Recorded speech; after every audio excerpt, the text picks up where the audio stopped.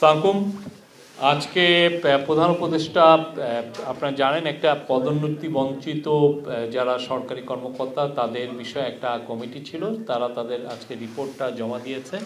তো সেটা নিয়ে আমাদের ডেপুটি প্রেস সেক্রেটারি বলবেন।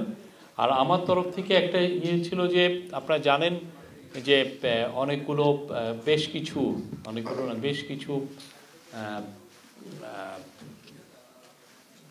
ভায়োলেন্স হয়েছে মাইনরিটিকে টার্গেট করে। তো সেই বিষয়ে আমরা একটা পুলিশের থেকে আমরা একটা প্রতিবেদন পেয়েছি। তারা বলছে যে মোট 70 জন সোফার অ্যারেস্টেড হয়েছে এই কয়েকটা ঘটনায়, এবং এটা চলমান। এটা আমরা আরও বেশ কিছু 88টা কেস হয়েছে। আমরা এই যারা এই মূলত এটা হচ্ছে অক্টোবর পর্যন্ত। এরপরে সেগুলোর ক্ষেত্রেও বেশ কিছু কেস, এটা আমরা কালকে নাগাদ এটা টোটালটা ওরা ট্যালি করছে, তো সারা বাংলাদেশ থেকে এটা নেওয়ার জন্য সেই ট্যালির উপরে আমরা আরও আপনাদেরকে ইলাবোরেট একটা প্রেস রিলিজ দিব যে কতজন অ্যারেস্ট হয়েছে। অ্যারেস্টের সংখ্যা আরও বাড়বে এবং কেসের সংখ্যাও দু একটা বাড়তে পারে। আপনারা জানেন যে সুনামগঞ্জে একটা ঘটনা ঘটেছে এবং কিছু কিছু জায়গায় কয়েকটা, চিটাগাংয়ে দু একটা ঘটনা ঘটেছে, ঢাকায় তুরাগ থানায় একটা ঘটনা ঘটেছে, নরসিংদীতে একটা ঘটনা ঘটেছে। তো আমরা সেগুলোর প্রত্যেকটাই আমরা আপনাদেরকে ডিটেলগুলো দিব। এখন থেকে আপনারা যেন মাইনরিটি রিলেটেড কোনো সংখ্যা যদি আপনারা চান, কেস বা কতজন অ্যারেস্ট করছেন, আমরা আশা করছি যে এটা আমরা আপনাদেরকে নিয়মিত এটাকে আপডেট দিতে পারবো। Thank you. এখন আমাদের ডেপুটি প্রেস সেক্রেটারি এটা নিয়ে একটু কথা বলবেন। 70 জন অ্যারেস্টেড হয়েছেন আর 88টা কেস অক্টোবর পর্যন্ত। এরপরে আমরা আরো কিছু আপনাদেরকে জানাবো। তার মধ্যে আপনাকে বলতে পারি অগাস্টের 5 থেকে। হ্যাঁ, আরেকটা হচ্ছে যে, আর এটা যেটা হচ্ছে যে এর মধ্যে যে মামলার মধ্যে হিন্দু বৌদ্ধ ঐক্য পরিষদ হতে প্রাপ্ত তথ্য অনুযায়ী আমরা মামলা করেছি হচ্ছে 62টা, মামলা হয়েছে 62টা। ওইটার প্রাপ্ত তথ্য অনুযায়ী মামলা হয়েছে 62টা। আর হচ্ছে ধর্মীয় পূজা মণ্ডপ, উপাসনালয় কেন্দ্রিক সহিংসতায় পুলিশের নিকট সরাসরি রিপোর্টকৃত সহিংসতার তথ্য অনুযায়ী আরও মামলা হয়েছে 26টা। মোট মামলা হচ্ছে 88টা। আর গ্রেপ্তারের সংখ্যা হচ্ছে এই হিন্দু বৌদ্ধ ঐক্য পরিষদ প্রাপ্ত তথ্য অনুযায়ী যে 62টা কেসে ওইটাই 35 জন, আর এইখানে 26টা কেসে হচ্ছে আরও 35 জন। আমরা যারা বাংলাদেশে এই ধরনের ন্যাক্কারজনক কাজে, যারা এই ভায়োলেন্সে যারা জড়িত, আমরা সবাইকে অ্যারেস্ট করব।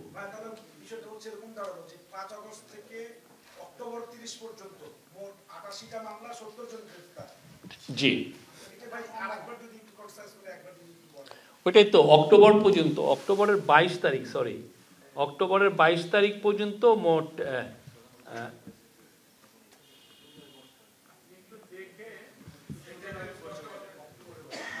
অক্টোবরের 22 তারিখ পর্যন্ত মোট 88টা কেস, 70 জন অ্যারেস্টেড।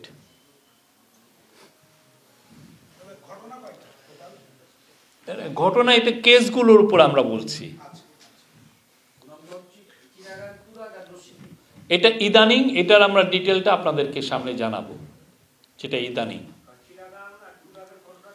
ইদানিং হ্যাঁ, এটা যেমন সুনামগঞ্জ, এইটা আমরা আপনাদেরকে আমরা তো বলছি যে আপনাদেরকে এখন থেকে নিয়মিত আপডেট দিব। আপনারা আমাদেরকে আগের থেকে প্রশ্ন করে রাখতে পারেন, আমরা সেটা পুলিশের থেকে, এটা যেহেতু আপনি জানেন যে অনেক ক্ষেত্রে এই তথ্যটা একদম রিমোট একটা থানার থেকে নিতে হয়, সেই থানার থেকে আমরা নিয়ে আপনাদেরকে দিব। অতএব আমাদেরকে যদি আগের থেকে আপনারা অ্যালার্ট করেন, সেই ক্ষেত্রে আমাদের কাজটা ইজি হবে।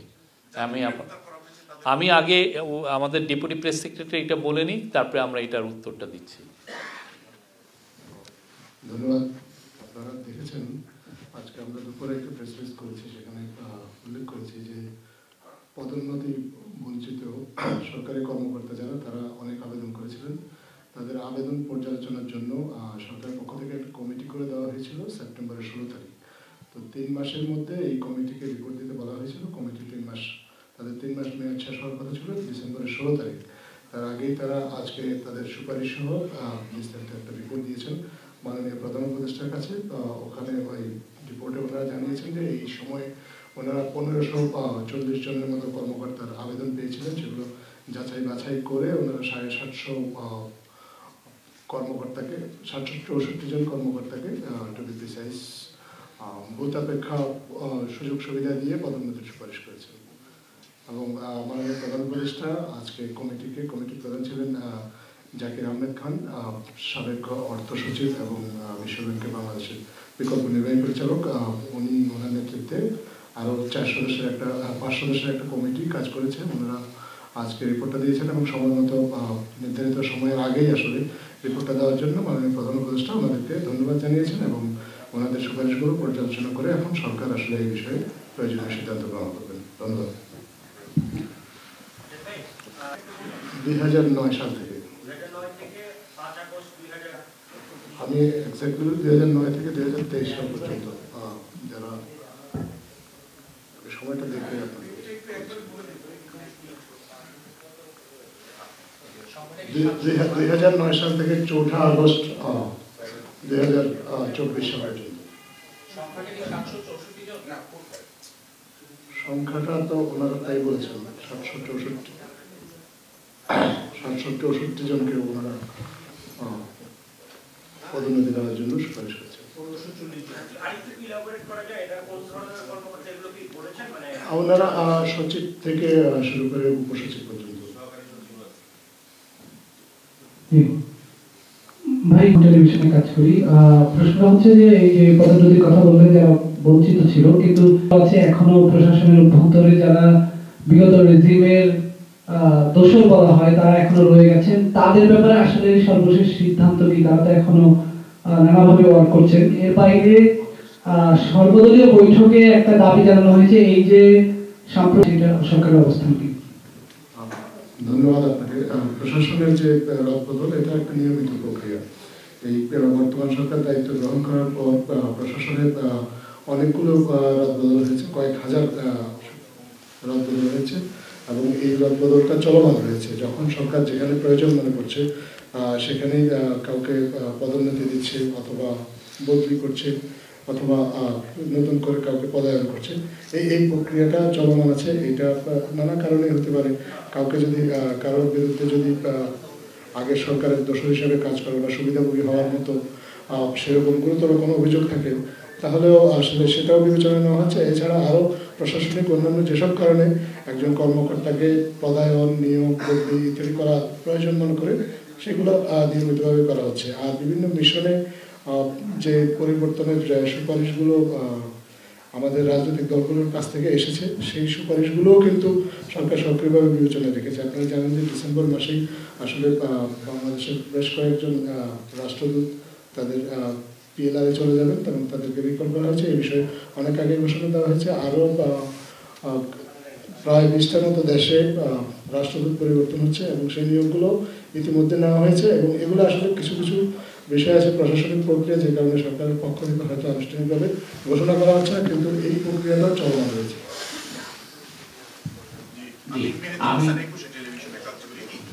আমরা তো কাউকে গ্রেপ্তার করি যে সে বিএনপি করে সেই জন্য তার আমরা অ্যারেস্ট করি না, বা যিনি একটা যাকে সাসপেক্ট ধরা হচ্ছে এবং যার বিরুদ্ধে অ্যাকুজেশন আসছে তাকে আমরা অ্যারেস্ট করছি। আর এই যে আমরা যে 88টা কেসের কথা বললাম, এদের মধ্যে অনেকেই, যদিও এটা ধর্মীয় রিলেটেড, মাইনরিটি ভায়োলেন্সের রিলেটেড কেস, অনেকগুলো ক্ষেত্রে আমরা যেটা আমরা নোটিশ করেছি সেটা হচ্ছে যে এই অ্যাটাকগুলো হয়েছে যে ধরেন কেউ আগের রুলিং পার্টির মেম্বার ছিলেন, উনি হয়তো বা মাইনরিটি ফেতে, তো রুলিং পার্টির মেম্বার ছিলেন, তাকে অ্যাটাক করা হয়েছে। এখন এটাকে আপনি কিভাবে নেবেন? উনি কি অ্যাটাক হয়েছেন বিকজ উনি কি তার ফেটটাই এখানে মুখ্য বিষয় ছিল, নাকি তাকে অ্যাটাক করা হয়েছে বিকজ উনি রুলিং পার্টির একটা পদধারী কেউ ছিলেন বা একদম এই বিষয়গুলো দিয়েছে। বাট যেহেতু ভায়োলেন্স হয়েছে, যেহেতু এটা একটা ক্রাইম কমিটেড হয়েছে আমরা কেসগুলো করেছি। যে কোনো এই সমস্ত যে কোনো ক্রাইম হলে আমরা সেগুলোর ক্ষেত্রে কেস হচ্ছে, পুলিশকে অনেক ক্ষেত্রে পুলিশ নিজে কেস দিচ্ছে, অনেক ক্ষেত্রে যিনি অ্যাফেক্টেড হয়েছেন তিনি দিচ্ছেন। তো আমরা এগুলো সিরিয়াসলি নিচ্ছি।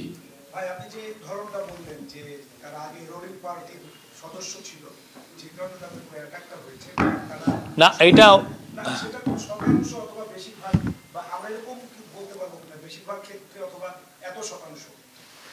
না, এই পুরো জিনিসগুলোই ইনভেস্টিগেশনের একটা পার্ট, বাট আমরা এটা সোফার আমরা অনেক ক্ষেত্রে দেখেছি। আমরা যেমন ধরেন নেত্র নিউজ একটা রিপোর্ট করেছিল, এই যারা হিন্দু বৌদ্ধ খ্রিস্টান ইউনিটি কাউন্সিল যেই রিপোর্টটা দিয়েছিল যে 9 জন মারা গেছে এই ধর্মীয় সহিংসতায়, বিশেষ করে হিন্দু জনগোষ্ঠীর মধ্যে। তো ওইখানে আমরা দেখছি যে ওই রিপোর্টটা যদি আপনারা পড়ে থাকেন তাহলে দেখবেন যে অলমোস্ট এভরি কেস হচ্ছে হয় পলিটিক্যাল নয় পার্সোনাল রিজন।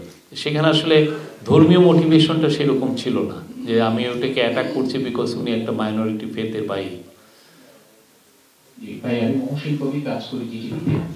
আমার প্রশ্নটা হচ্ছে যে এই যে বাজার নিয়ন্ত্রণ, যেটা সাধারণ মানুষের মধ্যে এই বিষয়টা নিয়ে অনেক বেশি ক্ষোভ দেখা যাচ্ছে। সবশেষ যেটা হচ্ছে যে সয়াবিন তেল নিয়ে একটা তেজস্মাতি ঘটে গেছে, কিছুক্ষণ আছে একবার বলা হয়েছিল সরকারি ব্যাপারে কঠোর পদক্ষেপ নিয়ে দিতে হবে। আমরা যেটা সম্প্রতি দেখতে পেয়েছি, ভক্ত অধিকারের একজন কর্মকর্তা তিনি দেখলেন যে একজন আলু ব্যবসায়ী পাইকারি প্রতি কেজি আলুতে 39 টাকা তিনি লাভ করছেন, একজন পাইকারি ব্যবসায়ী, এবং 15,000 কেজি আলু বিক্রি করছেন। এক ট্রাকে তিনি 8 লাখ টাকা লাভ করেছেন। তো ভোক্তা অধিকারের কর্মকর্তা, আমরা বাজার নিয়ন্ত্রণ করতে পারছি না, এটা যে মানে আপনি একটা অনেক ক্ষেত্রে সরলীকরণ হয়ে গেল। আমরা চেষ্টা করছি, আমাদের সর্বোচ্চ চেষ্টাটা আছে। আমরা পুরো গ্লোবাল মার্কেটটা মনিটর করছি এবং ওই গ্লোবাল মার্কেটটা মনিটর করে সয়াবিনের ক্ষেত্রে যেটা হচ্ছে, সয়াবিন এবং পামের ক্ষেত্রে যেটা হচ্ছে যে আপনি এই অক্টোবর নভেম্বর থেকে মার্কেট ঊর্ধ্বমুখী, যেটা ছিল আগে 1 টন ছিল $920-940, সেটা অনেক ক্ষেত্রে এখন $1200 হয়ে গেছে। তো এটা আসলে বাংলাদেশে যারা সয়াবিন পাম এটা করেন, আপনারা জানেন যে এই ক্ষেত্রে মার্কেট প্লেয়ার কিন্তু খুব কম। এরা ওই বাক নিয়ে আসে, অনেক বড় স্কেলে ওনারা ইম্পোর্ট করেন এবং দেখা যাচ্ছে যে 3টা কোম্পানি মূলত বেশি পুরো মার্কেটটা অলমোস্ট কন্ট্রোল করেন, 3-4টা কোম্পানি। তো তাদের এই পুরো তারা যেই পরিমাণ যে নিয়ে আসছে, নিয়ে এসে মার্কেটে দিচ্ছেন, আমরা এই পুরো জিনিসটাই আমাদের মনিটরিংয়ে আছে। তার আমরা এটা আপনি জানেন যেহেতু মার্কেট ঊর্ধ্বমুখী, সেই জন্য প্রাইসটাকে সেইভাবে অ্যাডজাস্ট করতে হয়। এটা কোনো মার্কেটে আসলে পৃথিবীতে এই ধরনের অ্যাডজাস্টমেন্ট হয় না, বাট আমরা এই জিনিসটা করছি বিকজ ভোক্তা সাধারণের জন্য আমরা মার্কেট প্রাইসটাকে যাতে অ্যাফেক্টেড না হয় সেটা দেখছি এবং এটা প্রতিদিন আমরা প্রাইস মনিটরিং করছি। আমাদের যিনি কমার্স অ্যাডভাইজার উনি মালয়েশিয়া গিয়েছিলেন, মালয়েশিয়ার যিনি কমোডিটি মিনিস্টার তার সাথে উনি কথা বলেছেন, যিনি ওদের পাম ওয়েলটার এক্সপোর্টটা দেখেন তার সাথে কথা বলেছেন।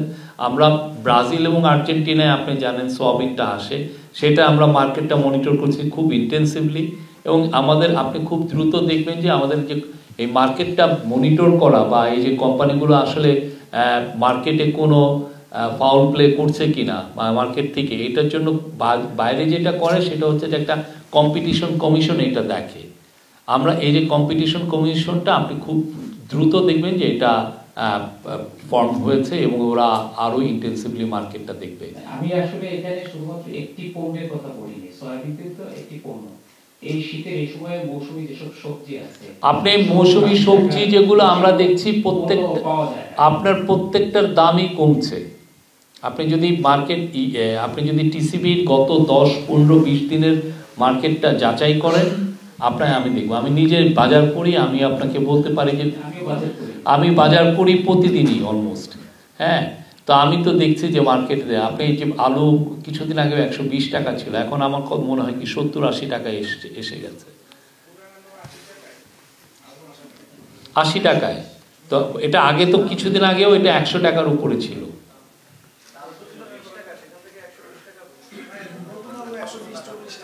120 টাকা নতুন আলু আমি কয়দিন আগে কিনলাম, এটা ভুল কথা, 120 টাকা নাই। এটা আপনি ভুল বলছেন। আচ্ছা, পরের প্রশ্নটা কি?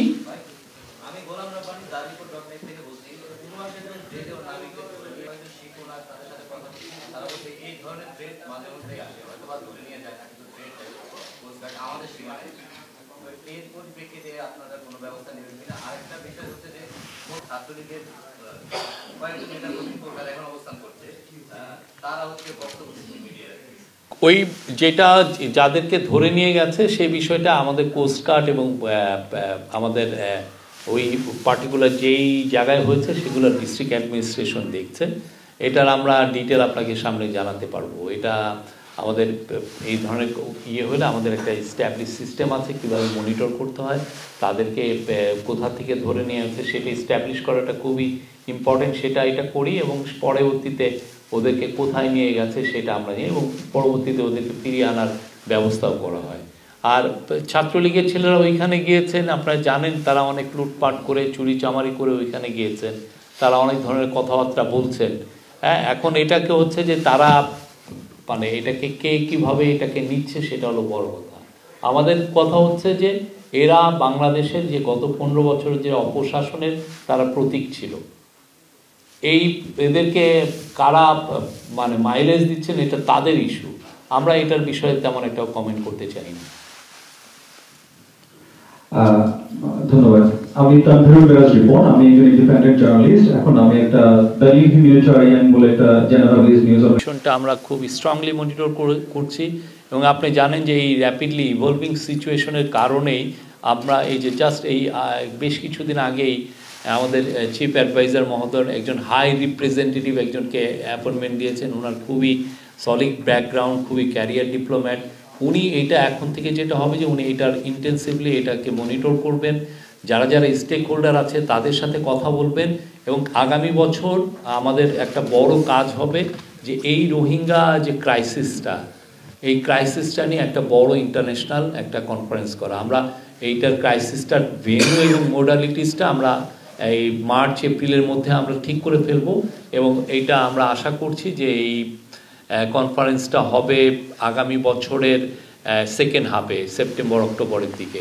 এবং এটা আমরা আশা করছি যে পুরো বিশ্বের যতগুলো দেশ আছে সবাই এতে পার্টিসিপেট করবে, ইনক্লুডিং যারা খুবই এই বিষয়টা অনেক বেশি ইন্টারেস্টেড। ইউএন এজেন্সিগুলো আছে, চায়না আছে, ইন্ডিয়া আছে, ইউএনের পুরো হেড অফিস আছে, তারা সবাই, আমরা ইউএস আছে, আপনি ইউরোপিয়ান ইউনিয়ন খুব এখানে তাদের একটা বলিষ্ঠ ভূমিকা আছে, তারা সবাই থাকবেন আমরা আশা করছি। এটা প্রফেসর ইউনুস যখন ইউএনজিএতে গিয়েছিলেন, ইউনাইটেড ন্যাশন জেনারেল অ্যাসেম্বলিতে, তখন উনি এই আইডিয়াটা ফ্লোট করেছিলেন এবং সেটা ইউএনের সাথে এই বিষয়ে আমাদের অনেকবার কথা হয়েছে। Thank you.